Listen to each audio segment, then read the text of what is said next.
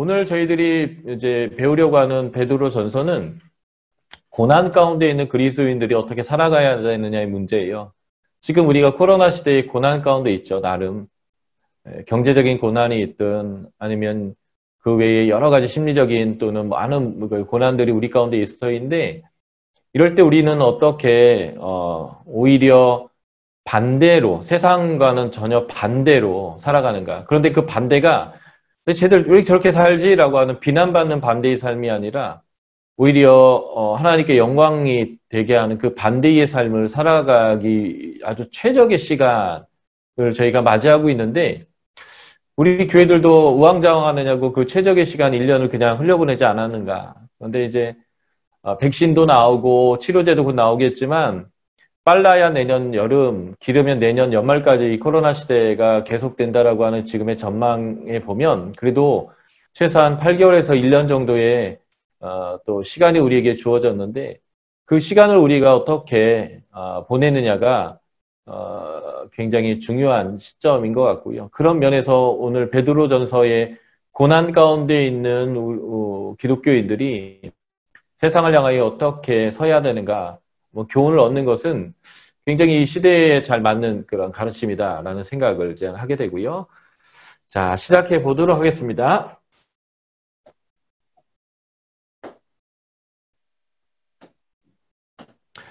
자, 베드로전서의 제목은 택함받은 나그네의 성전과 제사장의 삶인데요. 여기서 중요한 키워드 몇 개를 뽑는다면 베드로전서에서는 이 나그네라고 하는 단어가 굉장히 중요한 단어입니다.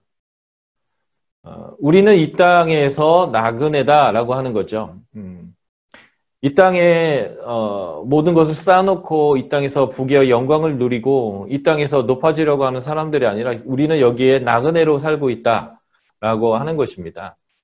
이게 굉장히 중요하죠. 나그네로 살 건데 여기에 영원히 거할 사람처럼 어떤 것을 쌓아놓는 데 집중하는 삶을 살고 있다면 베드로전서는 베드로는 얘기하는 거죠. 우리는 나그네다라고 얘기하는 것입니다.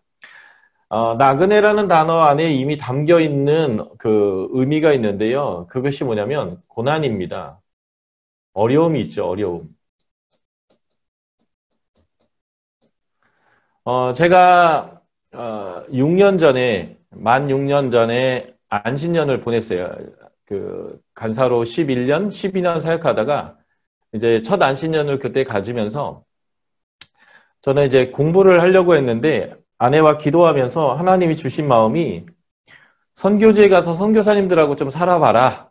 그래서 한 달이고 두 달이고 선교사님들하고 살면서 선교사님들이 어떤 삶을 살고 있는지 알고 보고 실제적으로 네가 선교 사역을 하는 선교단체의 간사인데 직접 선교사로 나아가지 못하고 있다면 저는 이제 말씀을 가지고 선교하는 사람들인데 선교사님들과 직접 살아봐라라고 하는 마음을 주셔서 공부하는 걸 좀 포기하고 1년 동안 선교지에서 살아본 적이 있습니다. 1월 10일 날 나가서 12월 10 며칠 날 들어왔으니까요. 거의 1년 거의 꽉 채워서 해외에 살면서 8개 나라를 가족과 함께 돌아다닌 적이 있어요. 인도네시아, 싱가포르, 베트남, 캄보디아, 중국, 터키, 키르기스탄, 말레이시아, 뭐 이렇게 길게는 뭐 몇 달, 짧게는 몇 주 이렇게 하면서 계속 이동하면서 다녔는데 나그네 삶이더라고요.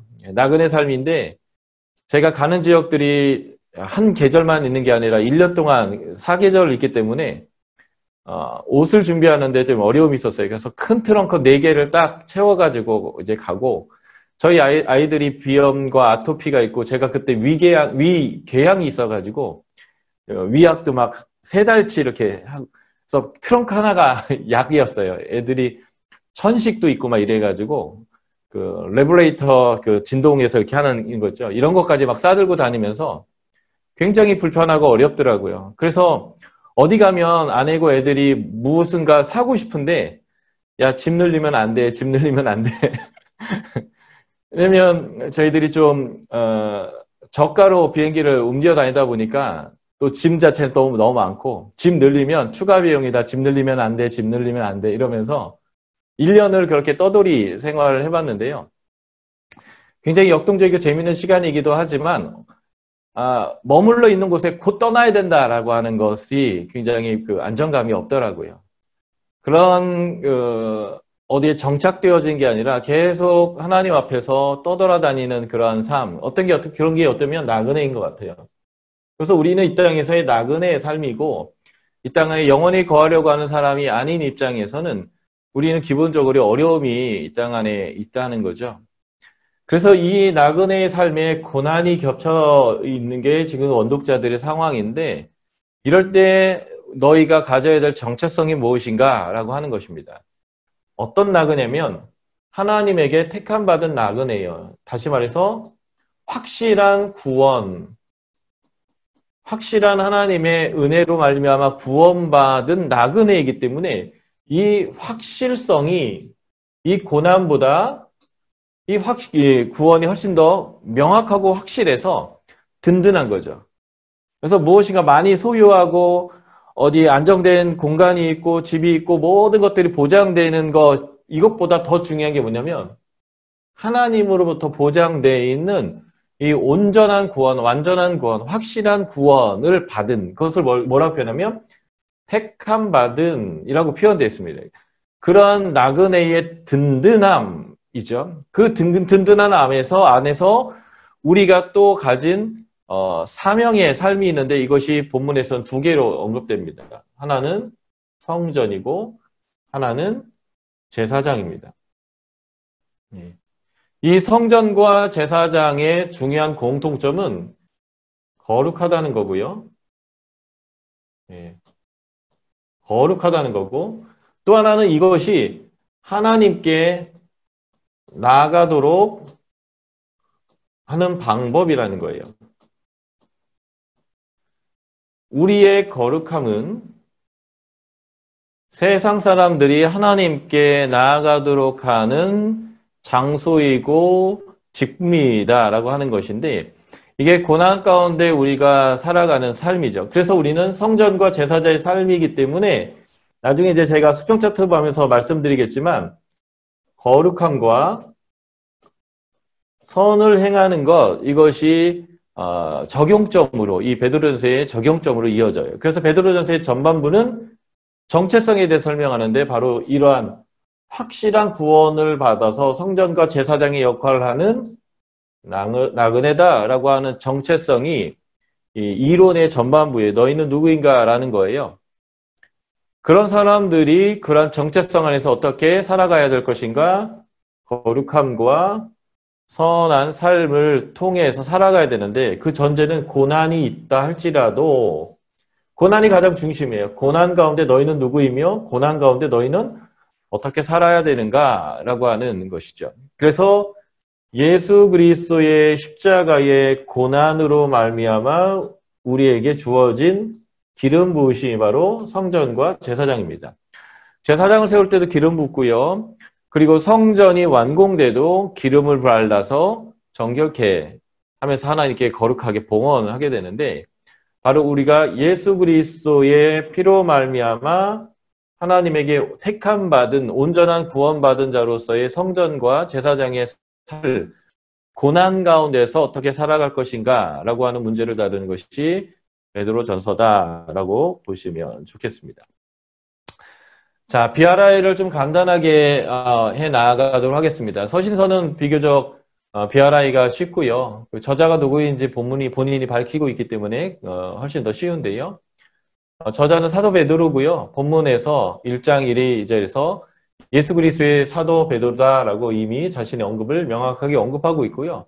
본문에서 자신을 나는 내가 내 아들에게서 자신을 1인칭으로 이렇게 표현하면서 베드로가 저자다라는 것을 말하고 있습니다. 자, 이 베드로다라고 하는 것을 알 수 있을 만한 또 저자의 특징이 있죠. 장로들에게 내가 권한다라고 표현하면서 장로들에게조차도 권할 수 있는 권위에 있는 사람이다라는 특징을 갖고 있는데 이제 베드로의 모습과 일치하기도 하고요. 예수 그리스도의 고난의 증인이요. 나타날 영광에 참여할 자다라고 하면서 예수 그리스도의 고난 자기가 보았던 사람이다. 내가 증언한다라고 하는 것을 보면 이 사람이 사도다라는 것을 명확하게 알 수 있을 것 같습니다. 자,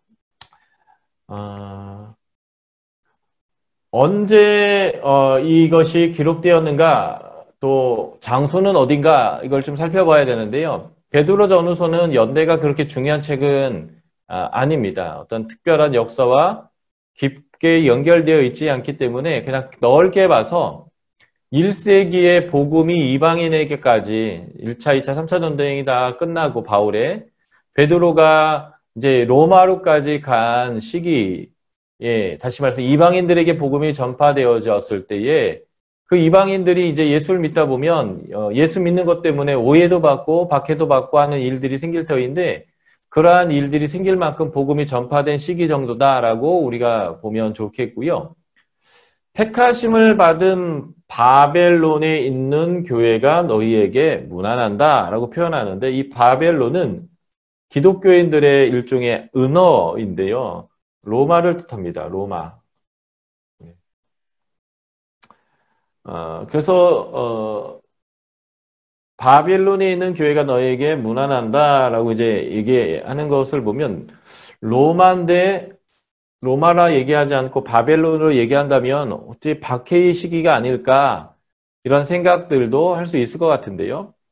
이 바벨론이 구약의 어떤 나라냐면 BC 586년에 예루살렘을 점령하고요. 그리고 성전을 파괴하고, 그리고 이스라엘 백성을 포로로 끌어갔던 사람들입니다. 포로로.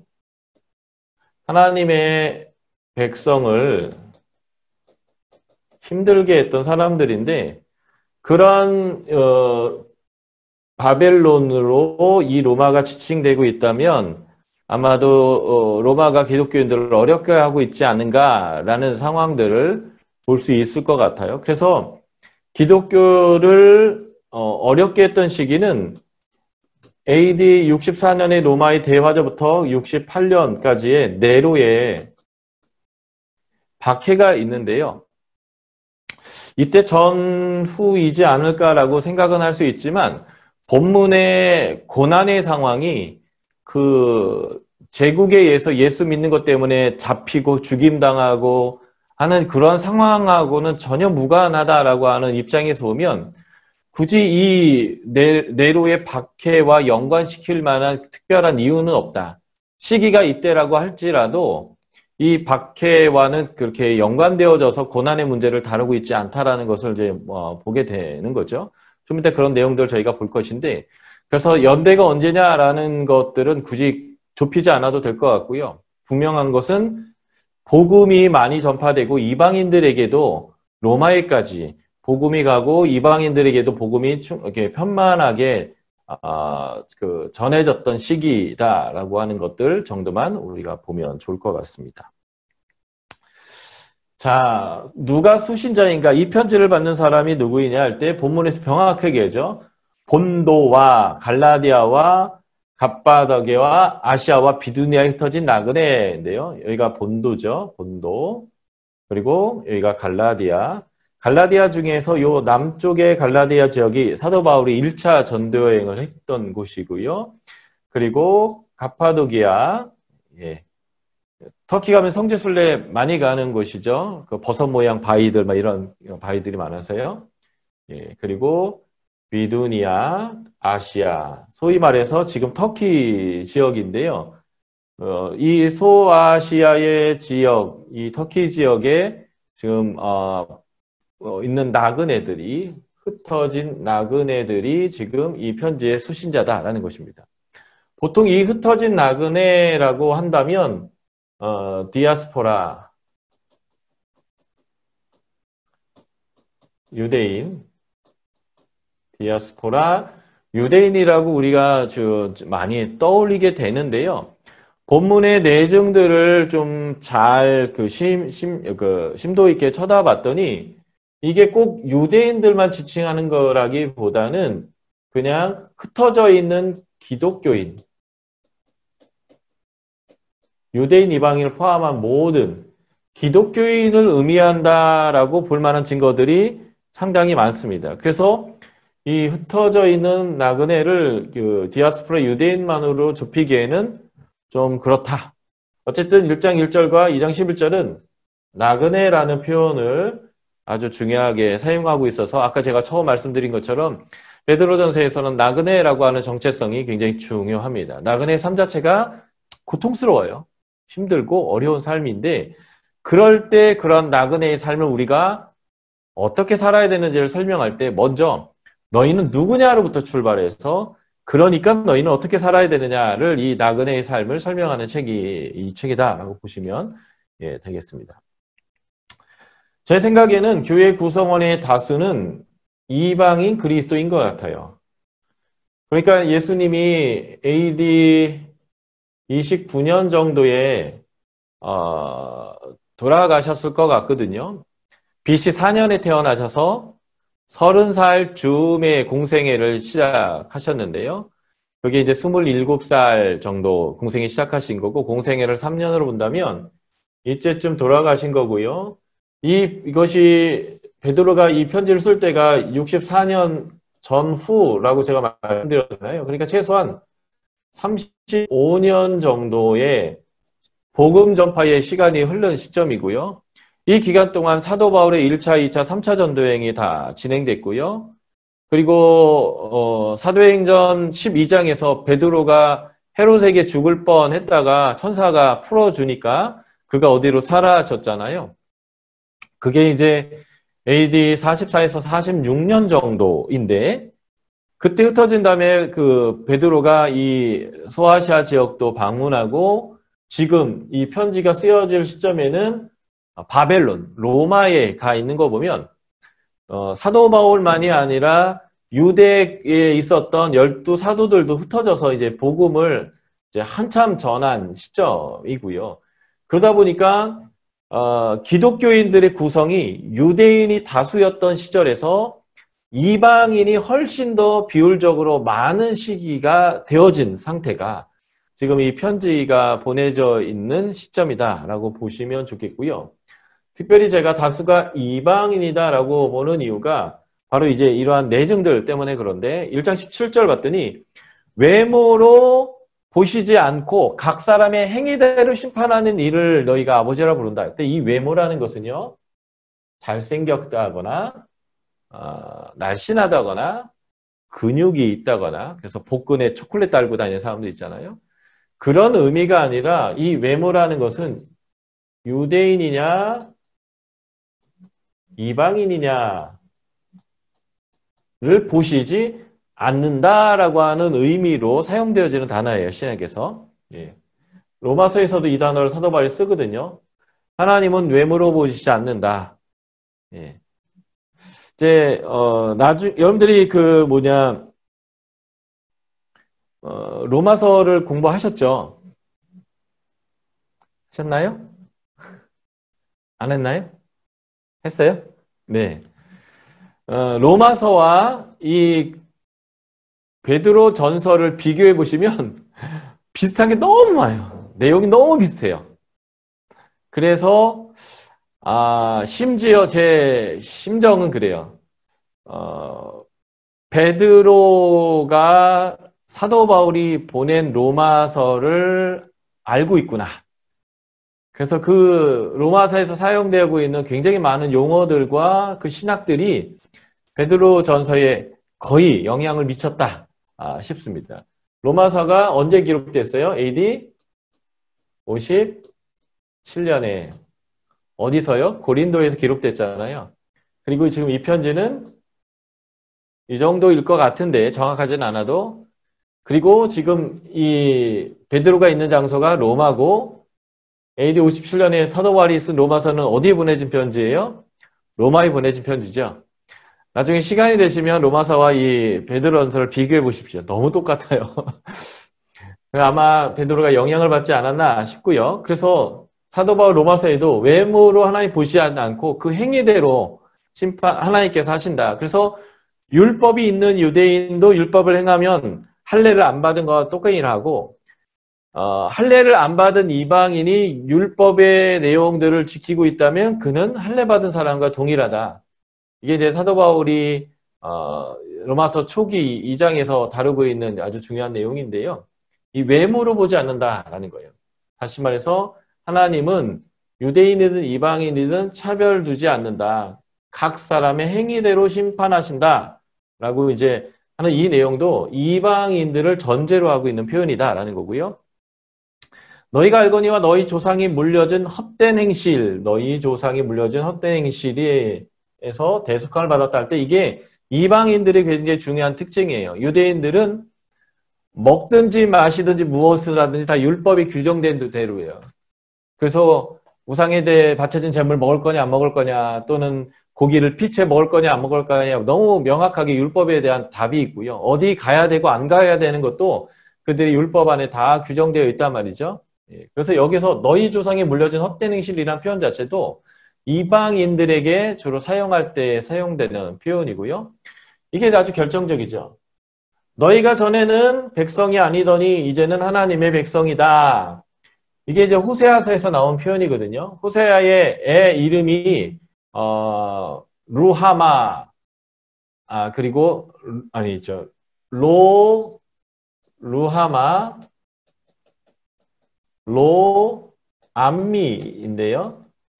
로는 부정사거든요. 루하마가 극률인데 극률이 없고 암미가 my people, 나의 백성인데 로암이면 내 백성 아니다 라고 하면 했는데 나중에 이것을 뒤집어서 이제는 루하마이고 암미가 될 거다라고 이 호세아가 예언을 했는데 이 호세아의 이 예언의 성취가 로마서에서 말씀했어요. 사도 바울이. 이게 뭐냐면 내 백성 아니었고 긍휼을 얻지 못하던 자들이 이제는 긍휼을 얻고 내 백성이 된다라고 하는 이 말의 성취가 뭐냐? 이방인들이 하나님 백성이 되는 거다라고 이제 말했던 거죠. 그러니까 지금 전에는 내 백성이 아니더니 이제는 하나님의 백성이 됐다라는 것은 이방인이 이제는 하나님의 백성이 됐다. 이런 표현이 되는 것이죠. 그렇기 때문에 이런 구절들을 근거로 볼 때에 구성원들이 이방인들이 다수겠구나라는 걸 볼 수 있어요. 내정 하나 더 볼까요? 너희가 음란과 정욕과 술취함과 방탕함과 향락과 무법한 우상숭배를 하여 이방인의 뜻을 따라 행한 것이 지나간 때가 족하다. 이러한 죄의 모습들은 이방인들을 언급할 때 쓰는 내용들이고요. 로마서 배우셨으면 알겠지만 로마서 1장에서 보면 이방인 너희 다 죄인이다. 2장으로 가면 유대인 너희도 도찐개찐 다 죄인이다. 그래서 3장으로 가면 의인은 없나니 하나도 없다. 모두 죄인이다. 이렇게 사도 바울이 말하잖아요. 그때 1장에서 이방인들 죄인이다 얘기할 때 이런 목록이 나오거든요. 특별히 우상 숭배에 대해서 얘기하는데 586년 이후 이스라엘 백성의 죄의 목록에서 이 우상 숭배는 한 번도 드러난 적이 없어요. 유대인들이 포로기를 경험하면서 우상 숭배를 하지 않게 됐다고요. 그러니까 이제 이런 무법한 우상 숭배를 하여 이방인의 뜻을 따라 행한 것이 지나갔다야 족하다 하면서 여기다 분명하게 이방인을 표현하죠. 이런 내용들은 이 베드로 전서의 독자가 이방인이 다수겠구나라는 것을 볼 수 있겠다라는 것입니다. 그래서 이제 비평적 방법 정리하자면 저자는 베드로고요. 독자는 기독교가 편만하게 전파되면서 이방인 독자가 다수인 지금의 터키 지역에 있는 이방인들을 더 많은 비중으로 하는 기독교인들이고요. 그 시기는 한 64년 전후의 때이죠. 왜냐하면 베드로가 로마에 가 있기 때문에 베드로가 로마에서 AD 67년에 순교하거든요. 바울과 함께. 그래서 그러한 시기쯤인 60년 중반쯤이 지금의 이 기록의 시점이다라고 보시면 좋겠고요. 역사적 배경을 보면 고난이 그리스도인들에게 있다라는 것을 보게 됩니다. AD 64년에 네로의 박해는요. 로마 전 제국 전체에서 일어난 박해가 아니라 로마 시 안에서만 일어난 박해인데 지금 이 편지의 수신자들은 로마에서 멀리 떨어져 있는 지금의 터키 지역 아시아에 있는 사람들이다라는 것이기 때문에 직접적인 로마의 박해하고는 관계가 없지만 그러나 그리스도인으로서 당하는 고난이 있다는 거예요. 저는 그래서 이것을 무엇과 연결시키고 싶냐면 예수 그리스도를 따르는 사람들은 어떻게 해야 돼요? 자기의 십자가를 각자의 십자가를 지고 예수를 따라야 되는데 그 예수를 따르는 삶 자체가 고난의 삶일 수밖에 없다는 거예요. 돈 좀 벌려면 거짓말도 좀 할 줄 알아야 되거든요. 그죠? 사기도 좀 칠 줄 알아야 되고요. 또 높은 자리에 앉으려면 이게 아부도 좀 할 줄 알아야 되고 좀 부정한 것들을 시켜도 부정한 것들을 좀 해야 잘못된 일들을 해야 또 그 사람한테 인정받아서 또 끌어주고 막 이렇게 하는 거잖아요. 한국 사회에서는 사실 술, 담배 좀 해야 접대도 하고 그래서 사업도 할 수 있는 거고 수많은 문제들이 예수를 믿는다라는 것만으로도 어려움이 있는 상황들을 마주할 수 있는 거죠. 그래서 그리스도인으로서 예수를 쫓는 그 가치의 삶을 사는 것만으로도 우리에게 고난이 있는데 베드로전서는 그 고난을 배경으로 하는 것 같아요. 다시 말해서 네로에 의한 기독교 박해하고는 상관이 없어요. 그냥 예수 그리스도를 따르는 삶을 살다 보니까 너만 학처럼 고고하냐? 그래 너 거짓말 안 하고 그래 뭐 잘 먹고 잘 살아 뭐 이러면서 오히려 당할 수 있는 그런 고난 같은 내용이죠. 그런데 이 우리의 눈물을 주님이 아세요. 예. 그렇기 때문에 우리는 주님의 십자가를 따를 수 있는 그러한 이제 고난의 문제다라고 생각하는데 독자들의 상황을 알 수 있는 역사적인 배경에 보면 고난이라고 하는 단어가 기본적으로 19번 반복되는 거죠. 여러분들이 컬러 코딩을 했다면 이 고난이라는 단어가 컬러 코딩이 됐어야 하는 거죠. 자꾸 눈에 걸리니까 말이죠. 그런데 이 성도들이 당하는 고난의 특징 볼까요? 2장 19절 한번 보겠습니다. 베드로전서 2장 19절. 우리 음소거 풀고 같이 한번 읽어볼까요? 베드로전서 2장 19절입니다.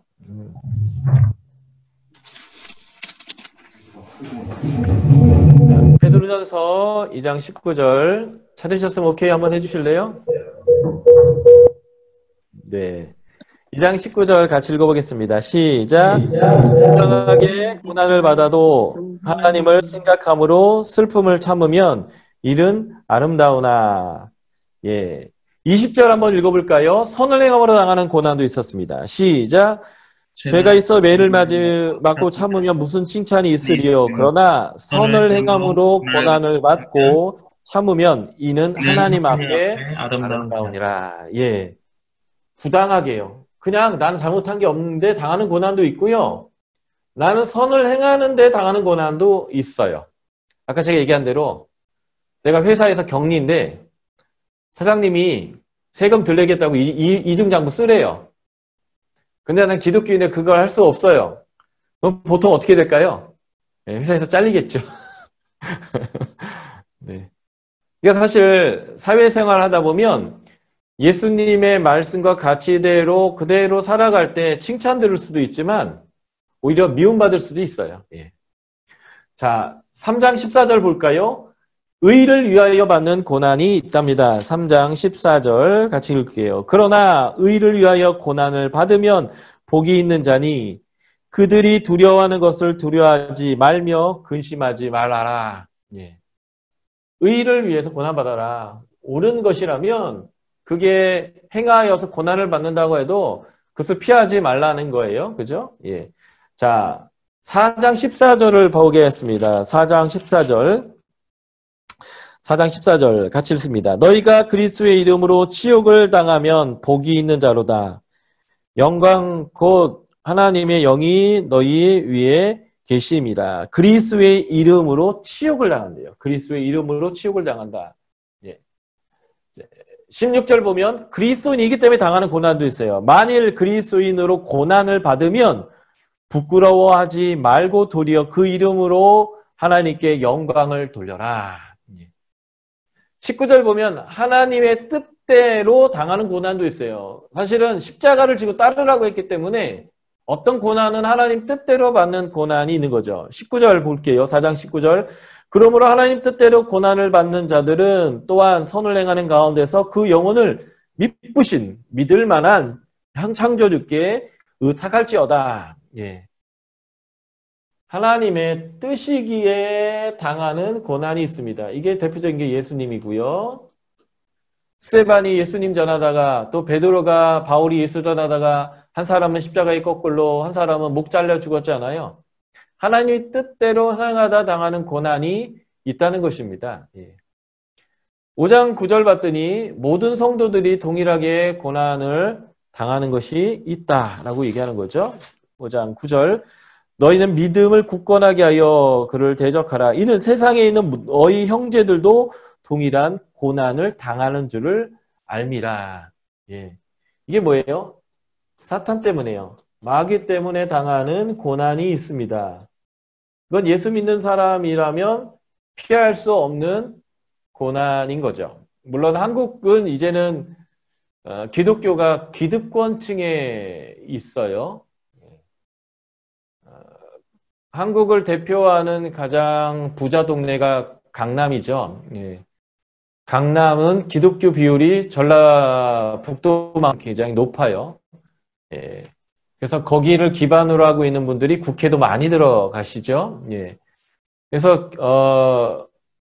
성도들이 지금 한국에서는 기득권자이기 때문에 그렇지만 공산권, 모슬림권 이런 제3세계 이런 나라에서 기독교인들은 여전히 지금도 박해의 대상인데 사탄에 의해서 이루어지는 고난이 있습니다. 좀 이따 그 부분을 좀 다룰 거예요. 그러나 5장 10절에서 이것을 뭐라고 표현하면 잠깐 고난을 당한다라는 거예요. 왜냐하면 우리는 나그네니까 여기에서의 잠깐의 나그네 삶에서는 고난이지만 하나님의 나라에서의 영원함 안에서는 이것은 잠깐이다라는 거죠.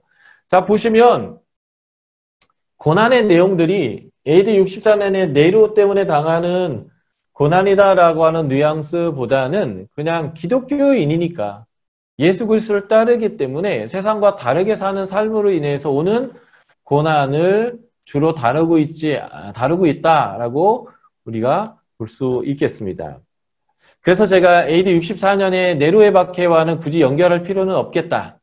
그런데 60년대라면 복음이 전파된 지 35년 정도, 30년 이상 훨씬 지난 시점이기 때문에 12사도와 베드로와 바울, 바나바, 아볼로를 포함한 수많은 복음 전도자들의 복음 사역을 통해서 아주 이방인들이 굉장히 많이 예수를 믿은 상황인데 그들이 이제 예수 믿는 것 때문에 어려움을 생기면 초신자들은 대부분 그러잖아요. 내가 잘못 믿었다 하고 그 종교를 버리기 실상인데 예수를 믿는 사람은 어떤 정체성의 사람이고 그래서 어떤 사명의 삶을 사는데 그럴 때 고난은 당연한 것인가 아니면 뭔가 잘못해서 당하는 건가? 너무 당연한 것인데 그럴 때 우리는 어떤 태도를 취하면서 이 고난 가운데 살아가야 하는가? 이게 이제 베드로전서의 중요한 가르침이다라고 이제 보실 수 있는데 이 고난의 문제는 좀 더 노멀하다라는 거예요. 특별한 어떤 시기의 박해보다는요.